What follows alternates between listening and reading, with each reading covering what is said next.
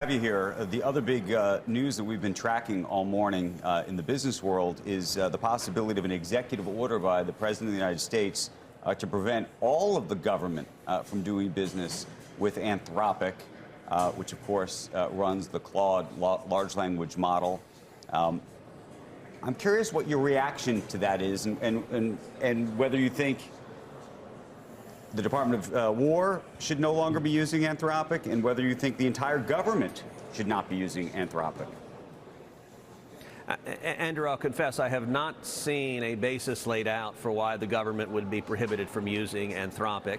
Claude is one of the many AI tools that can be very helpful. Secretary Hegseth laid out his reasoning that Anthropic was trying to control and limit how the Department of War would employ an AI, and he rightly said that the military is not going to allow a private sector country to set military and defense policy for America. I think that's reasonable on the face of it.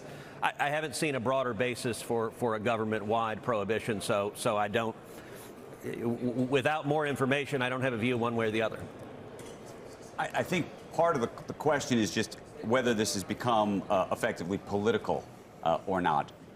In part because it appears now that the deal that has been reached between the Pentagon and OpenAI is actually quite similar to the deal that Anthropic effectively was putting forth, meaning OpenAI is providing its model, but with with guardrails on it.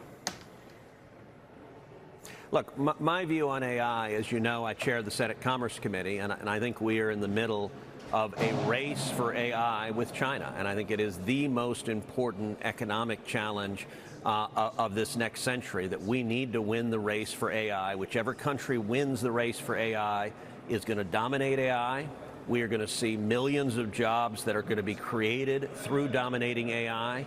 And we're also going to see the country that wins, the values of that country suffusing AI. And so I don't want the values of communist China dictating AI. I want America to. I recognize the question you're asking. Look, between the two companies, I don't have a dog in that fight.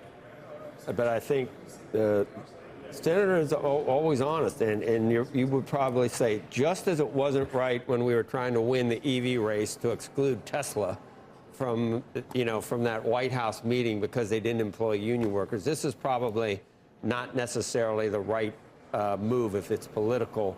Neither one is right, and one administration does it doesn't mean it's okay for another administration to do it, if that's what it is, some personal thing between Hegseth and Darrow. Look, Anthropic as a company has a whole bunch of Biden administration and Obama administration alums. They're a very political company.